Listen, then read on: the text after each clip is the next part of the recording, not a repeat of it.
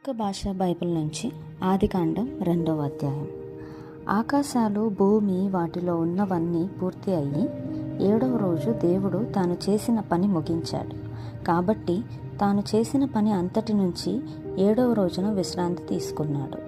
దేవుడు ఆ 7వ రోజున ఆశీర్వదించి పవిత్రం చేశాడు. ఆయన తాను చేసిన సృష్టి కార్యం అంతటి నుంచి విశ్రాంతి తీసుకున్న కారణంగా ఆ రోజును పవిత్రపరిచాడు.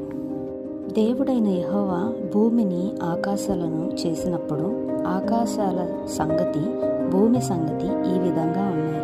భూమి మీద అంతకుముందు ఆరుబయట ఏ పొదలు లేవు, ఏ చెట్లు మొలవలేదు. ఎందుకంటే దేవుడైన యెహోవా భూమి మీద వర్షం కురిపించలేదు. నేలను సేద్యం చేయడానికి ఏ మనిషి లేడు.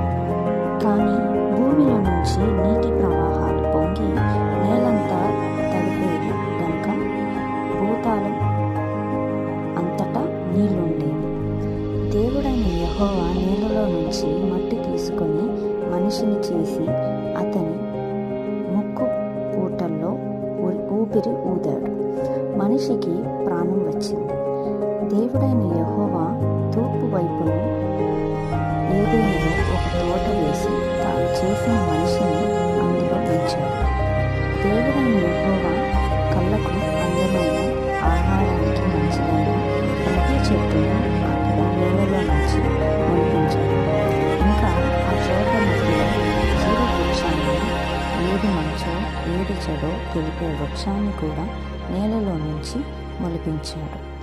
ఆ తోటను తడపడానికి ఏదెనులో నుంచి ఒక నది బయలుదేరి అక్కడి నుంచి చీలిపోయి 4 పాయలు అయ్యింది.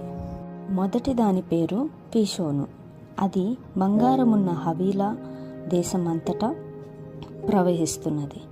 ఆ దేశంలో దొరికే బంగారం ప్రశస్తమైనది. అక్కడ ముత్యాలు, గోమేధిక మణులు కూడా దొరుకుతాయి. రెండో నది పేరు గీహోను. అది ఇథియోపియా దేశమంతటా ప్రవహిస్తున్నది. మూడో నది పేరు హిద్దెకేలు. అది అషూరుకు తూర్పు వైపు ప్రవహిస్తున్నది. 4వ నది యూఫ్రటీసు. దేవుడైన యెహోవా ఏదెను తోట సాగు చేయడానికి, దాన్ని చూసుకోవడానికి మనిషిని అక్కడ పెట్టాడు. దేవుడైన యెహోవా, ఈ తోటలో ఉన్న ప్రతి చెట్టు ఫలాన్ని నువ్వు అభ్యంతరం లేకుండా తినచ్చు, కానీ మంచి చెడ్డలు తెలివిని ఇచ్చే చెట్టు ఫలాలు మాత్రం నువ్వు తినకూడదు.